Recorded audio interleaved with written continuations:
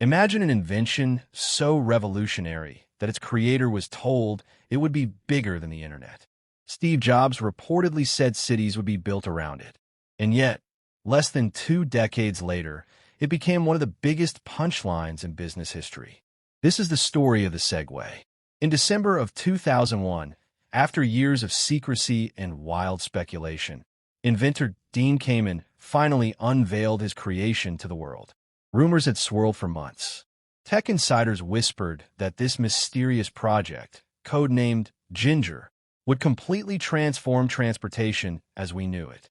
Venture capitalists had already poured tens of millions of dollars into the idea sight unseen, betting everything on the hype alone. When the curtain finally lifted, the world saw a two-wheeled, self-balancing electric scooter that you controlled simply by shifting your body weight. It was undeniably impressive engineering.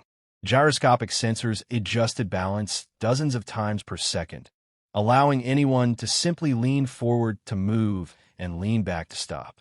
There was genuinely nothing else like it on the market. But the reveal came with a problem nobody anticipated. After all that secrecy and hype, the actual product looked underwhelming.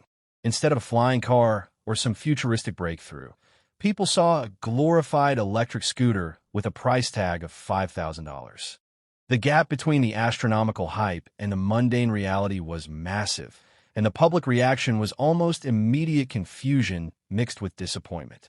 Still, the company pressed forward with enormous confidence. Executives predicted that Segway would sell tens of thousands of units within the very first year, eventually reshaping how entire cities were designed, with sidewalks and buildings adapted specifically around this new mode of transport. Investors and analysts echoed the same wild optimism, projecting billion-dollar valuations before a single unit had even reached everyday consumers.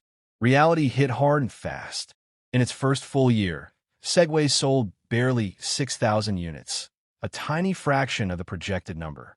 The $5,000 price tag made it far too expensive for casual buyers, while its actual use case remained confusing. Was it for commuting? For warehouses? For tourists? Nobody, including the company itself, seemed to have a clear answer. Meanwhile, the product quickly became a target for public mockery. Comedians joked about it on late-night television.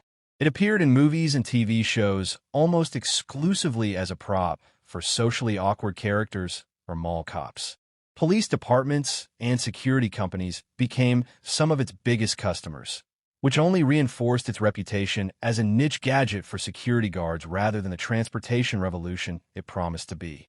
Then came a moment that seemed to symbolize the entire disaster. In 2003, President George W. Bush attempted to ride a Segway during a public event and immediately fell off it in front of rolling news cameras. The video went viral instantly, turning the invention that was supposed to represent futuristic sophistication into an internet punchline almost overnight. Despite the mounting setbacks, the company refused to change direction.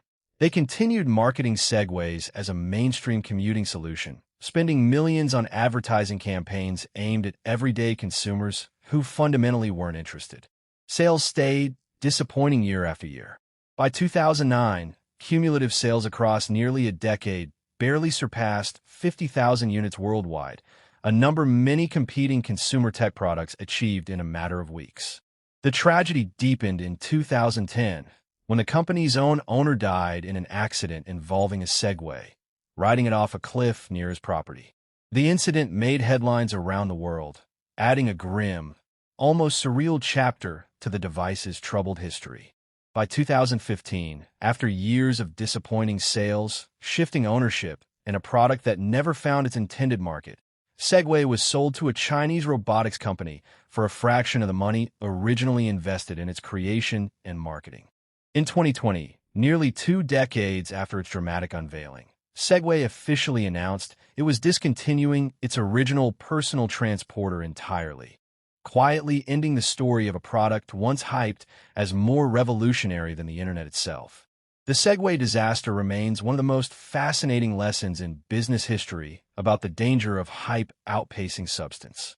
When you promise the world before proving real demand exists, Even brilliant engineering can't save you from becoming a punchline instead of a revolution. So here's a question for you.